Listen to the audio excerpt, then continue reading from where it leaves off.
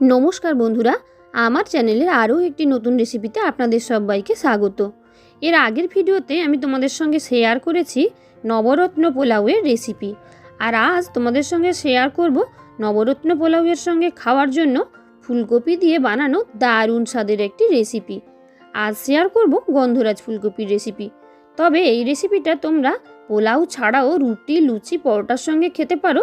খেতে অসম্ভব সুন্দর লাগে, আর বানানোর প্রক্রিয়াটাও ততটাই সহজ। দেখো, নিয়ে নিয়েছি ফুলকপি আর একটা গন্ধরাজ লেবু। আর ফুলকপিগুলো ডাঁটা কেটে একদম সামান্য সামান্য ডাঁটা রেখেছি। এবার কড়াইতে সাদা তেল দিয়ে প্রথমে ফুলকপিগুলোকে আমি ভেজে নেব, সামান্য একটুখানি নুন দিয়ে।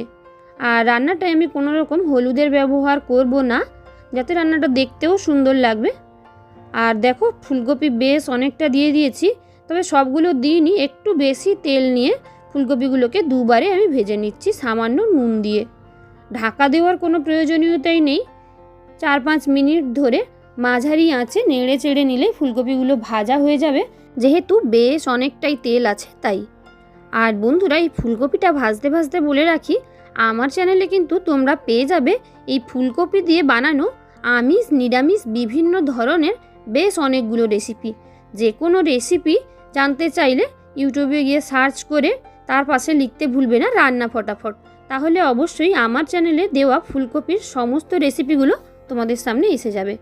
তো দেখো, প্রায় 5-6 মিনিট সময় নিয়ে ফুলকপিগুলো নেড়ে চেড়ে আমি ভেজে নিয়েছি। কালারটাও চেঞ্জ হয়েছে, তোমরা দেখেই বুঝতে পারছো। আর ফুলকপিগুলো বেশ সুন্দর করে ভাজাও হয়ে গেছে।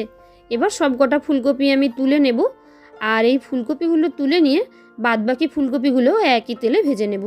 আর তোমরা ফুলকপিগুলো বেশি তেলে ভাজতে না চাইলে সামান্য জল দিয়ে ভাপিয়েও নিতে পারো। এবার একটা মশলা বানিয়ে নিচ্ছি। 1 মুঠো কাজু, 2 চা চামচ পোস্ত আর কয়েকটা কাঁচা লঙ্কা আর সামান্য নুন দিয়ে। ফুলকপিগুলো ভাজা হয়ে গেলে কড়াইতে সাদা তেল দিয়ে, তেল গরম হলে তেলের মধ্যে একটা গন্ধরাজ লেবুর ওপরের সবুজ অংশটা গ্রেট করে কিছুটা পরিমাণ দিয়ে দিলাম, 1 চা চামচ মতন।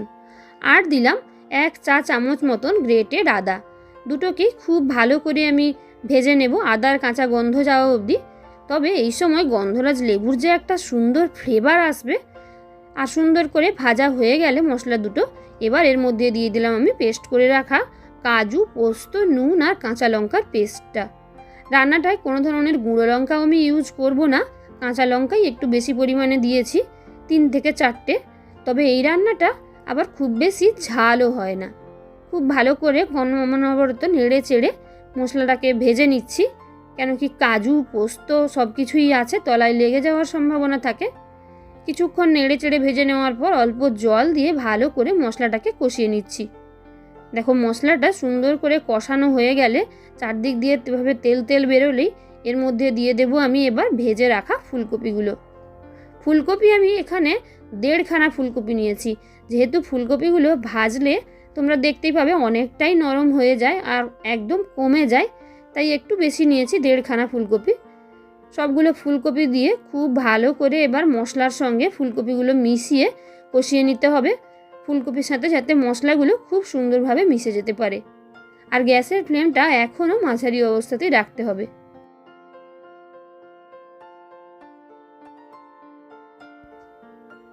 মাঝারি আঁচে 3-4 মিনিট ধরে ফুলকপিটা কষিয়ে নেওয়ার পর এবার এর মধ্যে দিয়ে দেব আমি সামান্য নুন দিয়ে ফেটিয়ে রাখা টক দই। প্রায় 100 গ্রাম মতন টক দই, কি তার চেয়েও একটুখানি বেশি দই নিয়েছি। আর দিয়ে দিলাম স্বাদ বুঝে নুন। খুব ভালো করে আবারও নেড়ে চেড়ে মিশিয়ে নিচ্ছি। আর নুনটা দিলাম যেহেতু দইটা দিয়েছি, তাই ভারসাম্য রক্ষা করার জন্য স্বাদের। আর দই দিয়ে খুব বেশি সময় নাড়তে নেই, দইটা আবার কেটে যাওয়ার সম্ভাবনা থাকে, তাই 1 থেকে 1.5 মিনিট কিংবা 2 মিনিট ধরে নেড়ে চেড়ে নিয়ে এর মধ্যে দিয়ে দিচ্ছি আমি পরিমাণ মতো জল। পরিমাণ মতো বলতে এই রান্নাটা খুব একটা বেশি জলজলে হয় না, গ্রেভিটা একদম ঘন হয়, তাই দিয়েছি 1 বাটি মতন জল। আর দিলাম লেবুর সবুজ অংশটা, গন্ধরাজ লেবুর সবুজ অংশটা আমি দিয়ে দিলাম, একদমই সাদা অংশটা দেব না। আর দিয়ে দিয়েছি 3-4টে লেবু স্লাইস। আর দিলাম সামান্য পরিমাণে চিনি। চিনিটা দিলে রান্নাটা খেতে অনেক বেশি সুন্দর হয়। খুব বেশি আবার চিনি না, সামান্য পরিমাণে চিনি, তাতেই রান্নার স্বাদ অনেক বেশি ভালো হয়ে যায়। আর লেবু স্লাইসগুলো দিয়ে খুব বেশি নাড়াচাড়া করব না, বেশি সময় ধরে রান্নার মধ্যে থাকলে কিন্তু তেতো লাগতে পারে। এবার এটাকে ঢাকা দিয়ে কিছুক্ষণ রেখে দেব, যাতে গ্রেভিটা সুন্দরভাবে ফুটে উঠতে পারে। দেখো 3-4 মিনিট মতন একদম মাঝারি আঁচে ঢাকা দিয়ে রাখার পর ঢাকাটা খুলেছি, আর ঢাকা খুলতেই গন্ধরাজ লেবুর একটা ভীষণ সুন্দর স্মেল আসছে। আর রান্না একদমই প্রায় রেডি হয়ে গেছে। লেবুগুলোকে খুব বেশি সময় ধরে রান্নার মধ্যে নাড়াচাড়া করব না, উপরে তুলে রেখে দেব, তা না হলে রান্নাটা তেতো হয়ে যাওয়ার সম্ভাবনা থাকে।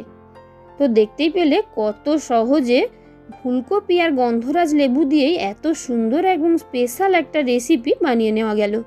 তো বন্ধুরা, ফুলকপির এত সহজ কিন্তু ইউনিক রেসিপিটা তোমাদের কেমন লাগলো অবশ্যই জানিও।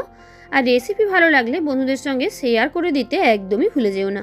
আর আমার চ্যানেলের নতুন বন্ধু হয়ে থাকলে এই ধরনের আরও নতুন নতুন রেসিপির আপডেট সবার প্রথমে পেতে তোমরা যারা এখনও চ্যানেলটাকে সাবস্ক্রাইব করোনি, ঝটপট চ্যানেলটাকে সাবস্ক্রাইব করে অল নোটিফিকেশান অন করে রেখো। দেখা হচ্ছে নতুন কোনো রেসিপিতে। টাটা।